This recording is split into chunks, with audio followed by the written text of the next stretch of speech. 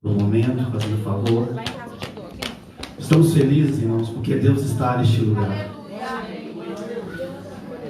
A melhor oportunidade que o pastor, o ministrante tem é quando a igreja está num momento sobrenatural com a presença do Senhor. Então, sou grato a Deus por essa riquíssima oportunidade. E hoje nós estamos no culto dirigido pelo Departamento de Missões, onde todos estão englobados nesse departamento, toda a Igreja de Jesus, não somente o pastor Elbert, a equipe do Departamento de Missões, mas todos aqui estão envolvidos no trabalho de missões. E nós tivemos mais um culto no lar, na casa do evangelista Júlio César, da irmã Suelen, que nos recebeu no seu lar, e foi maravilhoso, uma bênção. Deus falou conosco, e Deus vai continuar falando. Estamos dispostos a fazer muito, muito mais para o Senhor, porque o Senhor tem feito muito por nós, irmãos, e nós somos merecedores, amém? E eu pedi ao Senhor a direção, a mensagem da palavra de Deus, porque é isso que é o dever de um ministrante: orar, pedir a Deus para que a mensagem seja diretamente do trono para a igreja, né? E não do homem.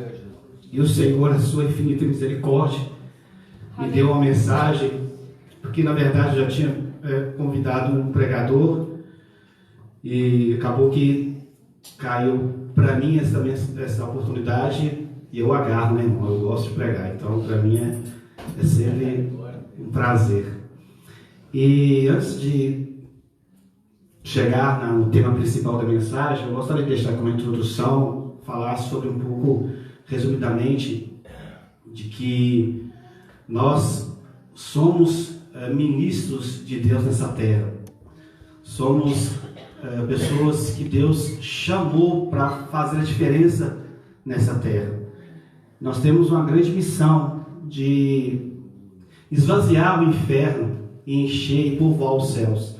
Com a nossa vida no altar, com a nossa vida com Cristo. Não tem pregação melhor do que você pregar com a sua própria vida. E para isso nós precisamos muitas vezes e diariamente ter a nossa vida restaurada, ter o nosso corpo cada dia mais envolvido com as coisas do Senhor, ou seja, se afastando das coisas carnais, se aproximando das coisas espirituais, para que a gente possa fazer a diferença, né? Porque o nosso testemunho de vida vai fazer a diferença lá fora, para as pessoas desejar estar na casa de Deus, desejar ouvir a palavra do Senhor. E como nós estamos lá fora, como nós estamos tendo uma vida de testemunho, será que a pessoa que você convidar para vir num culto, ela vai ver em você credibilidade para aceitar o seu convite? Então é muito importante. E lembrando aqui do profeta Elias, quando ele desafiou os profetas de Baal, a primeira coisa que o profeta teve como incumbência foi de restaurar o altar que estava destruído. Então, assim, nós precisamos dessa restauração. O altar representa eu e você, meus irmãos. Elias tirou do altar as coisas que não estavam prestando, as coisas que estavam sendo visto por Deus de maneira triste, porque Israel tinha invadido em Israel, a idolatria tinha invadido ali dentro. Então estava triste a situação em Israel. Então, a primeira coisa que o profeta foi vamos restaurar o altar. Antes de buscar a presença do nosso Deus, vamos restaurar o altar. Então, antes de você receber o Espírito de Deus, restaura o seu altar. Porque o Espírito Santo só vai entrar em você se o seu corpo estiver restaurado. Se o seu corpo estiver vazio, para o Espírito Santo entrar e fazer morada dentro dele. Porque ele não vai entrar se estiver sujo dentro do altar. É como a água e o óleo, eles não se misturam. Assim é o nosso Deus. Ele quer prioridade na sua vida, exclusividade na sua vida. Porque nós somos o templo do Espírito Santo. E quando o profeta fez isso, a resposta foi imediata. Deus derramou, se apresentou com fogo que representa o Espírito Santo, para mostrar para aquele povo lá que não existia outro Deus se não for o Deus de Israel. Que o Deus de Baal não valia por nada, ele não respondia. Então, se você quer resposta de Deus, restaure o seu altar. Procure examinar-se a si mesmo todos os dias e ver aquilo que necessita de mudança. A nossa vida é um processo de restauração diariamente, todos os dias. Hoje você tem que ser melhor do que ontem, e amanhã você tem que ser melhor do que hoje. Então, a cada dia melhorar, se apresentar diante do Senhor, buscar as coisas espirituais. Amém? Eu vou ler aqui a leitura oficial da mensagem, e em seguida a irmã Carlinha, deu certo, irmã Carlinha? Vai estar adorando um hino que eu pedi para ela também. Abre comigo, se pudesse colocar de pé, em Atos dos Apóstolos, capítulo de número 19, a partir do versículo de número 11. Atos dos Apóstolos, capítulo de número 19, versículo 11. Nós vamos ler, a igreja lê aí na sua Bíblia. Hoje nós estamos, essa tela está funcionando? Também não, nenhuma da terceira. Então, se você não trouxe sua Bíblia, leia com alguém do lado, Atos dos Apóstolos, capítulo 19, a partir do versículo 11 até o 17. Glória a Deus. Assim diz a palavra do Senhor. E Deus, pelas mãos de Paulo, fazia maravilhas extraordinárias, de sorte que até os lenços e os aventais se levavam do seu corpo aos enfermos, e as enfermidades fugiam deles, e os espíritos malignos saíam. E alguns dos exorcistas judeus ambulantes tentavam invocar o nome do Senhor Deus sobre os que tinham espíritos malignos, dizendo: esconjuro-vos por Jesus, a quem Paulo prega. E os que faziam isso eram 7 filhos de Seva, judeu, principal dos sacerdotes. Versículo 15. Respondendo o espírito maligno, disse: Aleluia. Conheço a Jesus, e bem sei quem é Paulo, mas vós quem sois? E saltando neles o espírito que tinha o espírito maligno, e assenhoreando-se de todos, pôde mais do que eles, de tal maneira que nus e feridos fugiram daquela casa. E isso foi notório a todos que habitavam em Éfeso, tanto judeus como gregos. E caiu temor sobre todos eles, e o nome do Senhor Jesus era engrandecido. Amém? Glória a Deus, a irmã está com oportunidade, irmã Carlinha, amém? Para adorar o Senhor Jesus com toda a igreja. Aleluia! Vamos continuar de pé, igreja? Cumprimento todos com a paz do Senhor. Aleluia!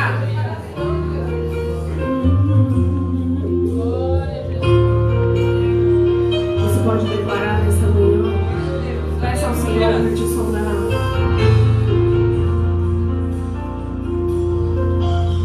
Sonda-me, Senhor, e me conhece. Quebranta o meu coração. Transforma-me conforme a tua palavra e enche-me até que em mim se ache só a ti.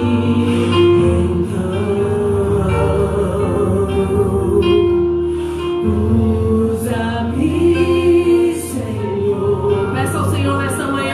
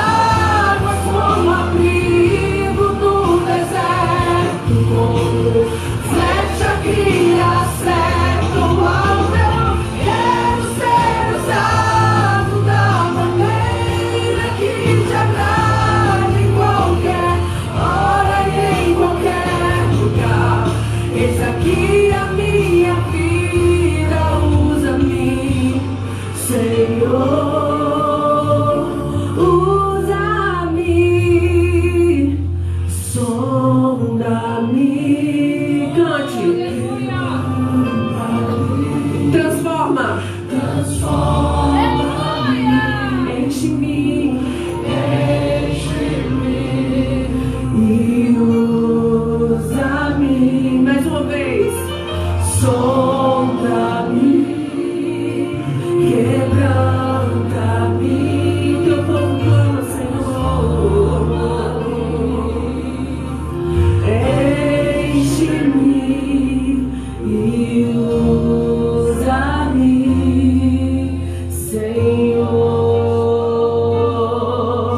e usa-me, Senhor.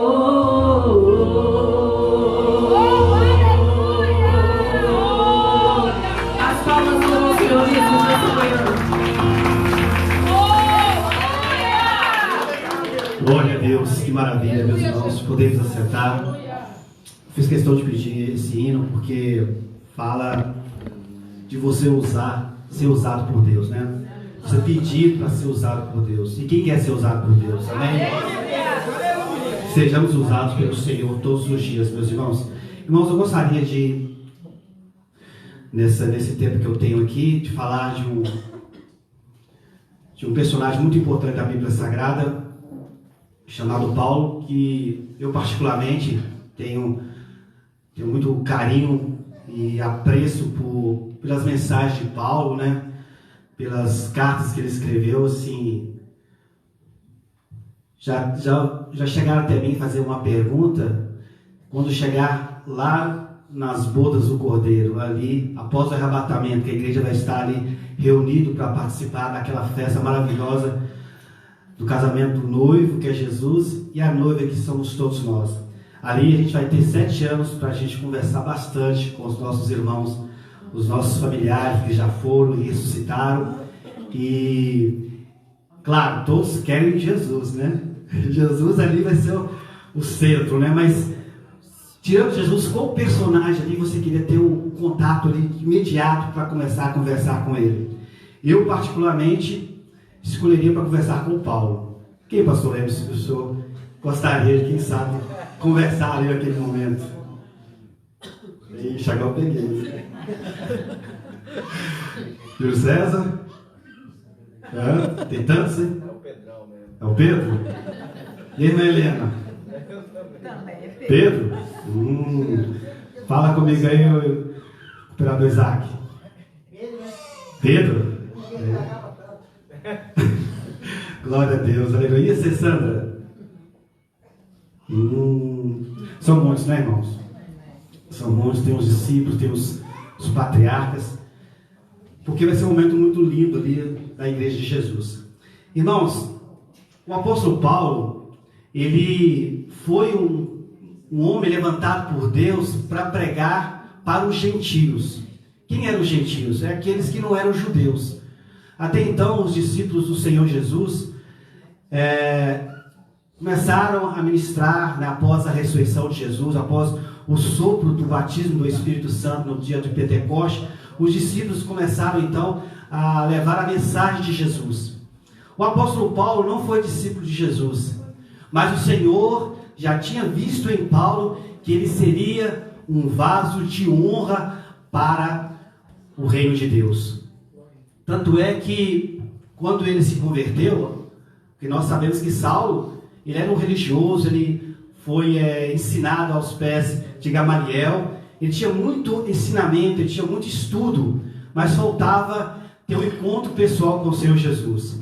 E esse encontro veio quando ele recebeu cartas para aprisionar os judeus. Então, na estrada de Damasco foi quando ele teve aquela experiência que Jesus chegou até ele, e ele então caiu pela grandeza da presença de Jesus, e ele disse: quem és?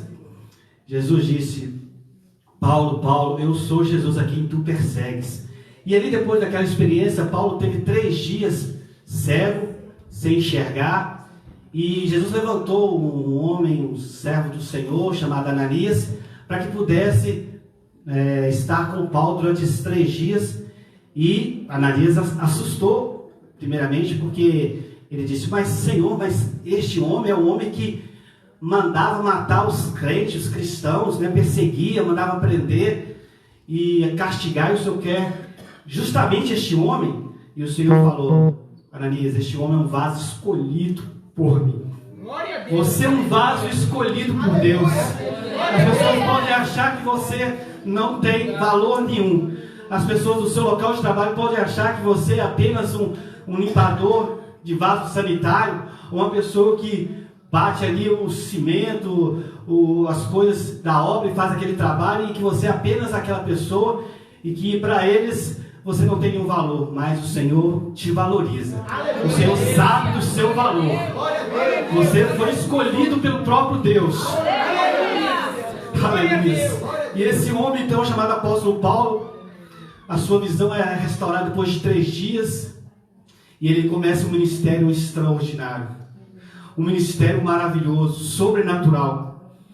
E o apóstolo Paulo, ele tinha tanto comunhão com Deus, que ele começou a ministrar para as pessoas, primeiramente, algo que ele não tinha, que era a presença do Espírito Santo. Porque, meus irmãos, nesta área que hoje, ou que lá atrás, você foi muito afetado pelo inimigo, foi muito atingido pelo inimigo. Quem sabe bebida alcoólica, cigarro, quem sabe drogas, quem sabe jogo de azar, quem sabe idolatria, quem sabe homossexualismo, seja qual for a área da sua vida, que lá atrás você foi um escravo. Quando você aceita Jesus, Ele te lava com teu sangue, Ele te enche do Espírito Santo, e Ele te usa agora naquela área que o diabo te envergonhou. Agora você que vai envergonhar o diabo, pregando a palavra da vitória, da libertação, da cura que Deus te deu. Aleluia. Talvez as pessoas no casamento tiveram um casamento ou uma vida lá atrás destruída, cheia de feridas, mas o Senhor restaurou o seu casamento, o Senhor restaurou a sua vida. Então Deus te usa para abençoar outros casais que precisam de conselhos. Assim é o nosso Deus. E o apóstolo Paulo teve então essa incumbência de levar a mensagem aos gentios, e a primeira coisa que ele falava para eles: vocês conhecem o Espírito Santo? Aleluias. Aleluia. E aqui Paulo já está nesse texto, nesse contexto aqui que nós estamos meditando aqui, já está na sua 3ª viagem missionária, porque Paulo viajava. Paulo não tinha problema, não tinha barreira, não tinha dificuldade para levar a mensagem de Jesus. Ele mesmo diz: ai de mim se eu não falo de Jesus, ai de mim se eu não prego a palavra do Senhor. Então Paulo viajava e fazia missões, e nessa 3ª viagem ele estava indo para Éfeso, e a Bíblia vai dizer no capítulo 19 que ele vai perguntar àquelas pessoas lá se eles já tinham recebido o Espírito Santo. Eles disseram: olha, nós já fomos batizados, mas somente com o batismo de João Batista. Então o apóstolo Paulo disse: esse batismo foi um batismo de arrependimento, mas o que vocês precisam receber após o batismo do arrependimento, o batismo das águas, é vocês receberem o Espírito Santo de Deus. Aleluia. E o versículo 6 desse mesmo capítulo 19 vai dizer que Paulo, impondo a mão sobre eles, eles foram cheios do Espírito Santo. Aleluia. Na introdução nós falamos: restaura o altar para que o fogo desce, simbolizando o Espírito Santo. Aqui agora Paulo está entrando ali em Éfeso e falando com eles: olha, para que vocês possam fazer diferença, vocês têm que ser cheios do Espírito Santo, porque é Ele que faz a diferença. Aleluia. E já indo para o versículo de número 11, que foi o início da nossa leitura introdutória, vai falar que Paulo estava fazia maravilhas no meio do povo, fazia milagres extraordinários na vida das pessoas. Jesus, ele vai dizer em João, no capítulo de número 14, no versículo 12, dizendo assim: na verdade vos digo que aquele que crê em mim também fará a obra que eu faço, e as fará maiores do que estas, porque eu vou para o meu Pai. Aleluias. Então o Senhor, Ele nos ensinou na prática, em ações, foi para o alto, enviou o Espírito Santo, encheu os discípulos, e os discípulos foram cheios do Espírito Santo e começaram a ministrar a palavra de Deus. E a cada dia mais os irmãos cresciam no conhecimento e iam cheios, se enchendo do Espírito Santo. Porque, meu irmão, mesmo que alguém pare no meio do caminho, sempre Deus vai levantar outro para continuar a fazer a obra. Porque a obra de Deus não para. A obra de Deus não é exclusividade de ninguém. Aleluia. Podem pessoas passar por momentos difíceis e até mesmo permitir o inimigo entrar e ele se afastar da presença de Deus e a obra ali parar daquela pessoa. Mas a obra de Deus, Deus vai levantar outra em seu lugar para que ela continue. Porque essa é a missão de todos nós. E o Senhor, Ele disse lá em Marcos, que os sinais seguirão aqueles que creem. Então, se você crê, se você é cheio do Espírito Santo, você é usado para fazer sinais iguais ou maiores que o próprio Jesus fez. Agora, para isso nós devemos nos prepararmos. Preparar a nossa vida. Estar com a nossa vida com o altar restaurado. Estar com a nossa vida com intimidade com Deus. Ter comunhão com Deus. Eu disse aqui no início da mensagem, um convite que você faz é uma missão. Mas para você fazer esse convite, você tem que ter sua vida no altar, para a pessoa aceitar o seu convite. Porque a Bíblia diz que há nuvens de testemunhas nos observando, para ver quais são as nossas atitudes fora da igreja. Porque dentro da igreja, fogo está caindo, irmãos. Fogo está caindo. Todos estão sendo ali abençoados. Mas lá fora, como está a minha vida e a sua vida lá fora?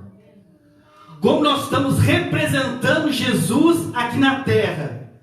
A sua forma de falar, a sua forma de se vestir, a sua forma de enfrentar adversidades, a sua forma de superar os momentos maus, aquele dia mau.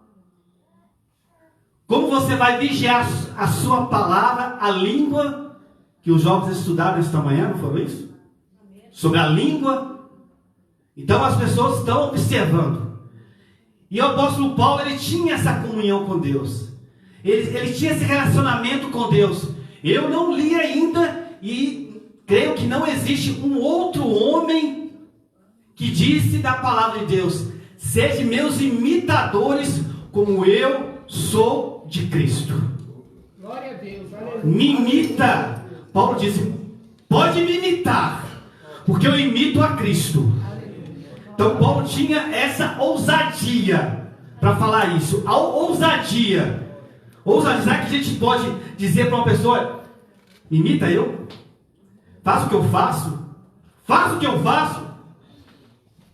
Interrogação. E Paulo tinha essa intimidade, essa ousadia, tal que Paulo ele fazia os milagres a ponto que, como a gente leu aqui, apenas lenços que ele usava, aventais que ele usava, as pessoas pegavam isso dele. A Bíblia não fala se ele entregou esses lenços, aventais, as pessoas pegaram dele, ou pediram ele, e através dessas peças eram tocados nos enfermos, irmão. As vestes eram tocadas nos enfermos, assim, ó, e eles eram curados, irmãos. Ah, então aquele lenço tinha poder? Não, não era um lenço, não. O lenço é apenas um toque. Mas é porque Deus usava Paulo em todo tempo, em todo momento, em toda a sua vida. O homem tinha acesso, intimidade com Deus, sobrenatural, a ponto de os seus lenços e aventais tocar na pessoa e ela ser curada. Para você fazer isso hoje, você pode fazer, mas você tem que ter uma vida como Paulo teve, como Jesus teve. E é um desafio para todos nós. É um desafio para todos nós. A Bíblia fala que o mundo jaz do maligno. Então, para a gente enfrentar este mundo, para evitar as tentações da carne, os olhos hoje, que até então lá atrás não tinha tanta liberdade a imagens, a vídeos, que eram as coisas restritas, hoje está aberto. Hoje as pessoas fazem vídeos, postam fotos de coisas que a gente não imaginava que ia ver. Coisas que eu falo é coisa de pecado, irmãos. As pessoas estão pecando hoje sem problema algum. Então, para a gente enfrentar esses desafios do dia a dia, nós temos que buscar a presença de Deus, ter relacionamento com o Senhor, orar em todo o tempo. Por quê? A Bíblia vai dizer lá em 1 Pedro: sede sóbrios e vigilantes, porque o diabo, o nosso adversário, está o quê? Ao nosso derredor. Ele está ao derredor aqui, ó, esperando uma brecha para entrar. Uma brecha. Ele está ao derredor, porque os filhos de Deus têm ao redor dele os anjos que se acampam, protegendo os filhos. Mas o diabo está ali, ó, esperando uma oportunidade para entrar e para matar, roubar e destruir. Mas se nós estamos em Cristo, ele vai ficar só ao derredor mesmo, irmão. E de lá para fora, de lá para trás.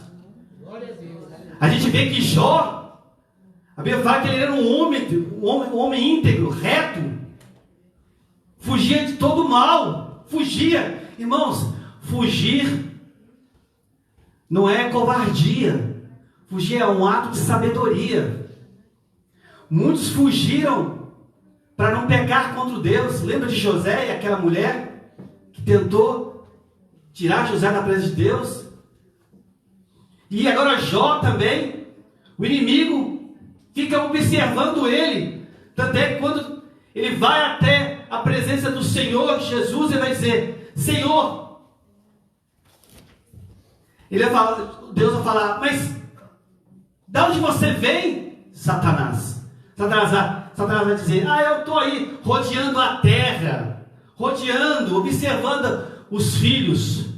Ele vai dizer, Jesus vai dizer: você tem observado meu servo Jó? Tem observado meu servo Jó? Homem íntegro, reto, foge de toda a aparência do mal. Ele fala: Senhor, ele está assim porque ele tem bens materiais, ele tem uma família, ele tem tudo, por isso que ele está assim. Mas o Senhor vai mostrar para Satanás que Jó era um homem de Deus, que Jó temia a Deus, independente da sua situação financeira, do seu bem-estar familiar, ele não negaria o Senhor. E nós conhecemos a história.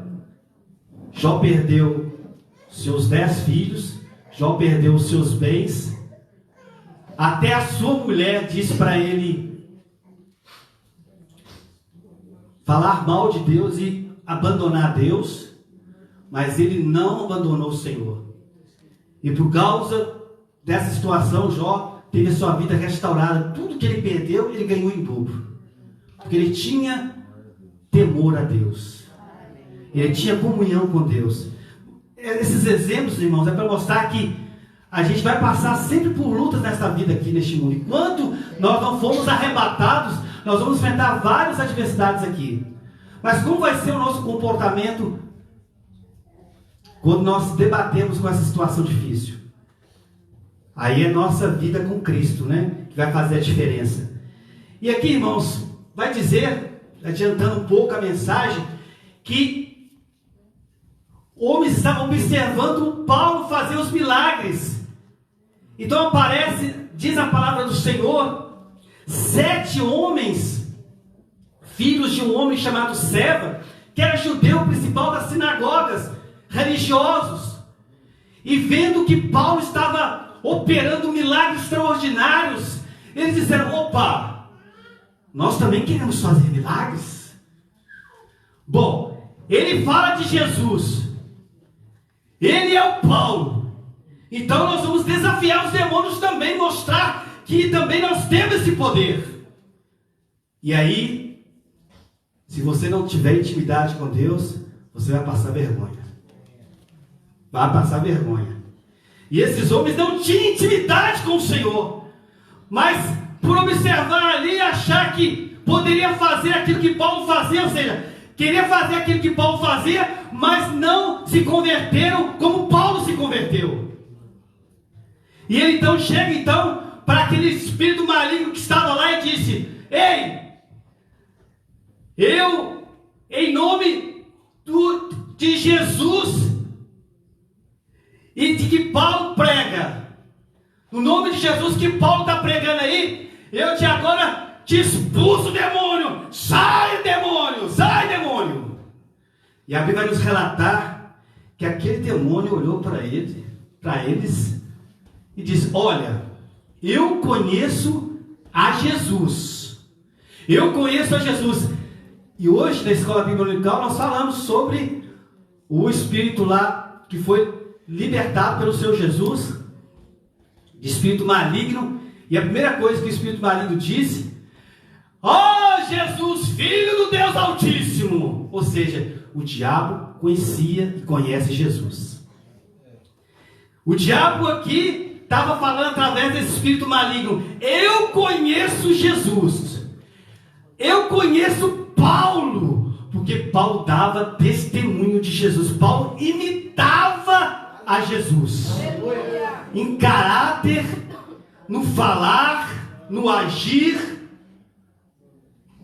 E ele fala: eu conheço Paulo, mas vocês, quem são vocês?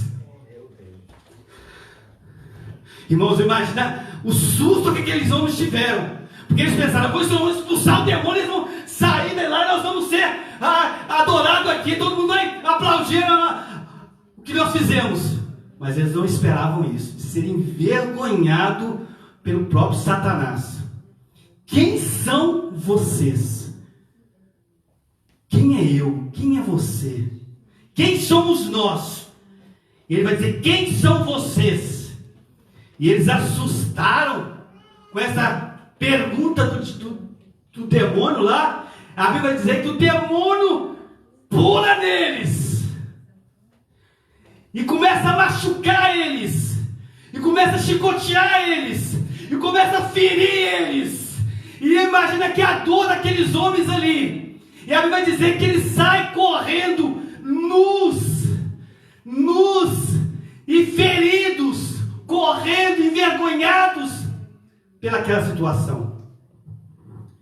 E aquilo, meu irmão, minha irmã, o Senhor falou muito comigo na madrugada. Para você falar desta mensagem, Deus tem que falar com você. E Deus falou muito comigo. Quer ser usado por Deus?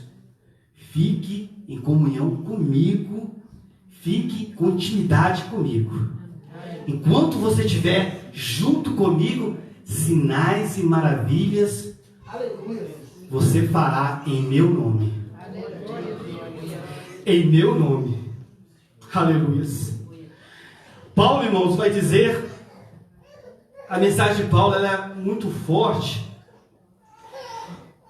E ela vai dizer lá em 1 carta de Coríntios, capítulo 2, versículo número 4, que Paulo vai dizer ali: a minha palavra e a minha pregação não consistiam em palavras persuasivas de sabedoria humana, mas em demonstração de espírito e de poder.